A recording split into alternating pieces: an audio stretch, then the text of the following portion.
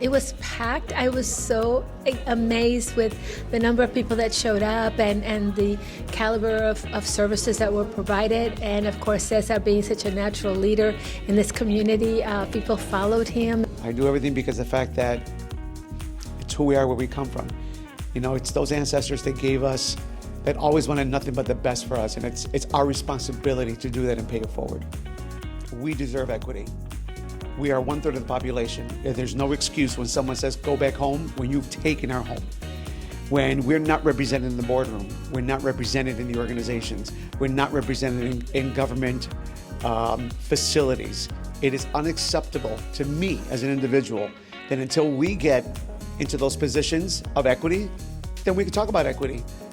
But again, don't despair us because of the fact that we're just as talented, we're just as educated, and we work just as hard as anyone else. The more that you're educated, the more that you have understanding of what the health services are out there for you, then you can make a better educated decision on how you take care of yourself. We got to make sure that we have this information and be able to tell it truthfully. Because sometimes we can come here and see it and then it's you give misinformation. So I don't want to give you misinformation. How about the next time I tell you when the date is and then you come with me? It's important to attend these type of events because it's really hard to find so many resources under one ceiling, right? Under one roof. And there's so many resources here, not only about healthcare screenings, but financial, city services. And so, I always urge people to invest time, come to these events. It's important to learn that we're part of a community and that we should be sharing resources and letting people know what's out there if people were to need these services. We're definitely seeing patients that missed their opportunities over the last couple of years, and we're seeing more cancers. We're also seeing cancers that are more advanced. And so we're needing to have to deal with that situation where we know that these cancer screening treatments, evaluations, are going to help to prevent cancers and are going to help to find the cancers earlier. People don't need to worry. There are so many resources, so many good people wanting to help out. Please come out. Please come back to the doctors. We had 38 community health workers that came out and learned about what we're doing in Texas. And that's what we're trying to do now. Next month we'll be in Los Angeles. Basically the same thing. We're all about health and wellness. Fiesta Health Equity Tour. And we say equity because we know that our community, our Black and brown communities, are always in the afterthought.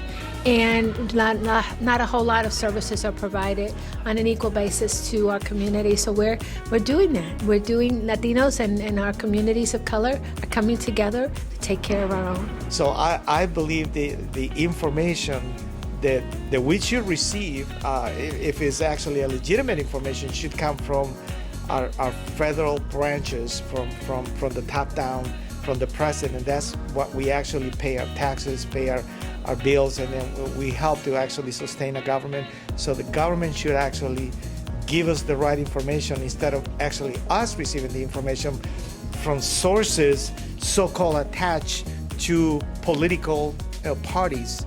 I just hope and pray that we can have a better political system, whereas we can actually feel comfortable. It's important to recognize that, yes, we live in a world of misinformation, and many times I feel that it's politically gained. We heard so many times that COVID was a hoax. We need to make sure that we follow the science and we do our research before making any decisions. But most importantly, I think it's important for us to get out and vote. We need to elect people who represent the interests of the community. And if we don't get out to vote, we're not going to get any results. So I believe in cause and effect. The cause is get up and vote, and the effect should be better officials, better education, better healthcare. Programs for domestic violence, children are left behind, seniors are left behind, veterans are left behind, so we need to get out and vote. I am just so thankful that I have an incredible board and community health workers that support this, but more importantly, I really have to thank God for giving me those extra years for me to be able to do this mission.